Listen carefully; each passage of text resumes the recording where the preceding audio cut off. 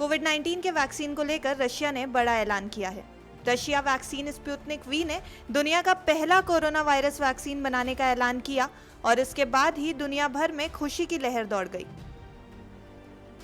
लेकिन इस वैक्सीन को लेकर अभी भी कई सवाल बने हुए हैं।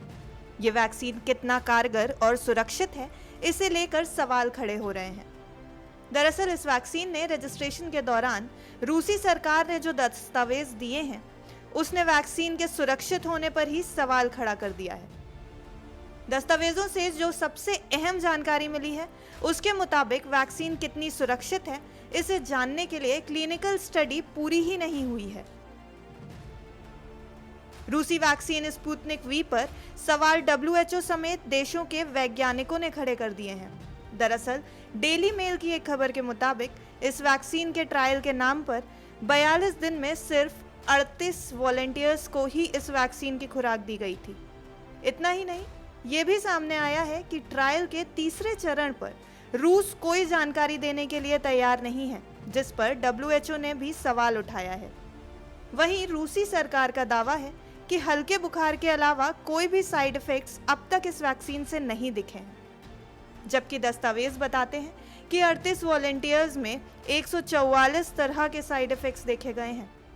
ट्रायल के 42वें दिन भी 38 में से 31 वॉलंटियर्स इन साइड इफेक्ट्स से परेशान नजर आ रहे थे। तीसरे ट्रायल में क्या हुआ, इसकी जानकारी तो दस्तावेजों में दी ही नहीं गई।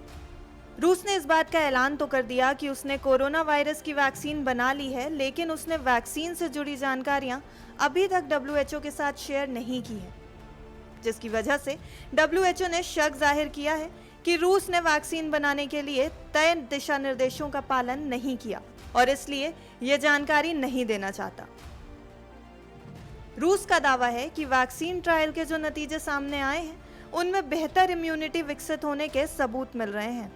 किसी वॉलंटियर में नेगेटिव साइड इफेक्ट भी देखने को नहीं मिले हैं, लेकिन डेली मेल की रिपोर्ट के मुताबिक जिन लोगों पर इस वैक्सीन का ट्रायल हुआ, उनमें बुखार, शरीर में दर्द, शरीर का तापमान बढ़ना, जहां इंजेक्शन लगा वहां खुजली होना और सूजन, शरीर में ऊर्जा महसूस ना होना, भूख ना लगना, सिर दर्द, डायरिया, गले में सूजन, नाक का बहना जैसे साइड इफेक्ट्स भी काफी कॉमन थे। गौरतलब है कि इस वैक्सीन के तीसरे चरण के ट्रायल को लेकर WHO प्रवक्ता क्रिस्टियन लिंडमियर पहले ही कह चुके हैं कि तीसरे चरण का ट्रायल किए बगैर ही वैक्सीन का मास वैक्सीनेशन के लिए आगे बढ़ा दिया गया। रूस ने वैक्सीन से जुड़े सभी ट्रायल सिर्फ 42 दिन में ही पूरे कर लिए हैं। इस वैक्सीन से होने वाले साइड इफेक्ट्स में भी बड़ा कंफ्यूजन है। रूसी सरकार और गामालेया नेशनल रिसर्च सेंटर की साइड इफेक्ट पर अलग अलग राय है।